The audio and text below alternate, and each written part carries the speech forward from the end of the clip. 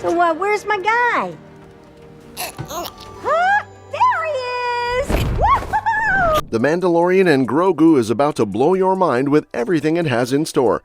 Production is officially wrapped, and the new Star Wars movie is set for release in 2026. A recent year-in-review report from Star Wars mentioned Jon Favreau and Dave Filoni have completed production on The Mandalorian and Grogu, the first Star Wars theatrical release since 2019's Star Wars The Rise of Skywalker, and we couldn't be happier to see Din Djarin and Grogu fire up a jetpack and head to theaters. Sorry, 2024, but we're already eyeing May 22, 2026. Star Wars' recent track record has left even the most devoted fans feeling a bit unsure about the future of the franchise. After a solid lineup for years, the upcoming Star Wars shows now only include Andor Season 2 and Ahsoka Season 2. As for the movies in development, The Mandalorian and Grogu is the only one with a confirmed release date. This smaller slate follows some surprising decisions, like the cancellation of The Acolyte. The news that The Mandalorian and Grogu has finished production is a much-needed reassurance that Star Wars still has a bright future ahead, and it comes at just the right time. With Star Wars Celebration 2025 set for April, fans can expect big announcements, so this end-of-the-year update on The Mandalorian and Grogu will keep audiences excited as they wait for more news on upcoming shows and movies in the franchise. A lot has been revealed about The Mandalorian and Grogu movie, and one of the biggest updates is that Pedro Pascal is officially back on set. This was confirmed by Lateef Crowder, who plays Din Djarin's stunt double, in an Instagram story. Crowder shared a clip heading to the set and tagged Pascal's Instagram saying, "Stretch good, Papa." Considering Pascal just wrapped filming for the Fantastic Four, it's clear he's fully involved in the project. This news has led many to believe there will be at least one scene where Din Djarin is without his helmet, which is crucial for the movie's success. Not only does Pascal bring great facial acting to the role, but fans have been waiting to see Din's face since The Mandalorian Season 2 finale, almost 4 years ago. The lack of helmetless scenes in Season 3 was a big talking point, so Pascal's presence on set has fans excited about what's to come. With Crowder playfully telling Pascal to stretch, it suggests that Pascal might be doing some of his own stunts in the Mandalorian's Beskar suit. This could mean we might finally get a helmetless fight scene, allowing viewers to see Din Djarin's face for the first time in a long while. While this is still just speculation, it's definitely something fans are hoping for. Another recent and surprising update is that Rota the Hutt, Jabba's son, will be making a return in The Mandalorian and Grogu. First introduced in 2008 Star Wars The Clone Wars movie, Rota hasn't been seen since, even after his father's death. Now, he's set to make an appearance in the upcoming movie. What's even more surprising is that Jeremy Allen White, known for his role as Carmen Carmy Berzatto in The Bear, will be voicing Rota. The news sent fans into a bit of a frenzy, as it's a pretty wild choice for a character like Jabba's son. While it's still unclear what role Rota will play, reports suggest he will have a significant part in the story.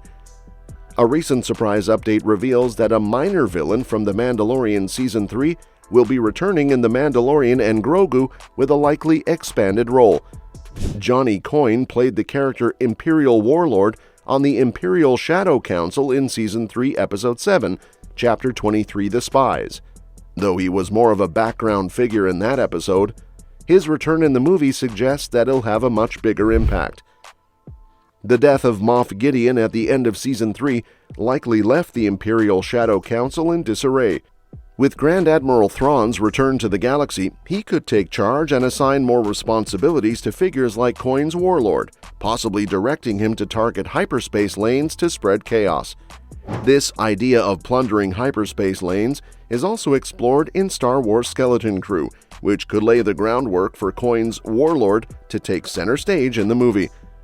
If pirates indeed play a major role as villains in The Mandalorian and Grogu, it would be an exciting move, especially since pirates have been a part of Star Wars lore, though mostly in the animated series. Characters like Hondo Ohnaka from the Clone Wars and Star Wars Rebels have long been fan favorites, and now pirates might be ready for their big live-action moment. Another recent update is that it's official. Zeb is back in The Mandalorian and Grogu. While it wasn't a huge surprise after his cameo in Season 3 of The Mandalorian, it's confirmed that Garazeb Zeb Orrelios, the fan favorite from Rebels, will be returning. At this point, Zeb is a New Republic official who trains recruits at the Adelphi Outpost, the same place Captain Carson Teva is based. Since Din Djarin is technically a new recruit, even if he's more of a freelance contractor, it makes sense that Zeb would be involved in his story. This is a big win for anyone who's into Star Wars animation, especially Rebels. It's rare for these characters to make the jump to live action, let alone show up in a big screen movie. Having Zeb in this movie is super exciting, and his personality should mesh well with Din Djarin's, so they'll probably become good friends and solid allies. Zeb's return also suggests that other New Republic heroes from Adelphi Outpost might join the story. Considering how Din Djarin wanted to stay away from the New Republic Rangers when he first talked to Captain Teva, it's a sign he might be growing as a character. He'll likely need to lean more on the New Republic's resources and people rather than going solo.